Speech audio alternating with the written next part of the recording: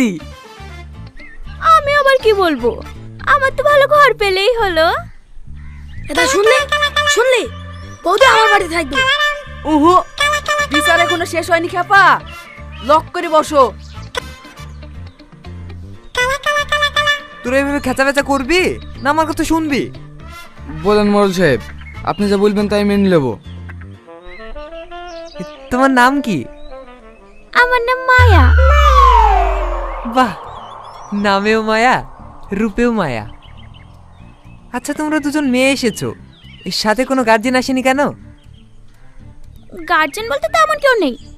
আমার বিয়ে হয়েছিল, এখন ডিভোর্স হয়ে গেছে, তাই ছোট বোনকে নিয়ে ভাড়া বাড়ি খুঁজছি। আপনি একটা ভালো বাড়ি খুঁজে দেন না চাচা। কি হলো চাচা? চাচা না, দাদা বলো। ঠিক আছে মরলদা।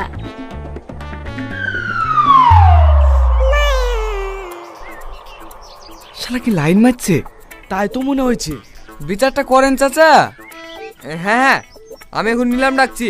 যার বাড়ি ভাড়া সবচেয়ে কম হবে ওরা তার বাড়ি যাবে। বলকে কত নিবি? আমি 500 নেবো। আমি টাকাই নেবো না, এত সুন্দর সুন্দর দুইটু মাল মেয়ের সাথে টাকা লিয়া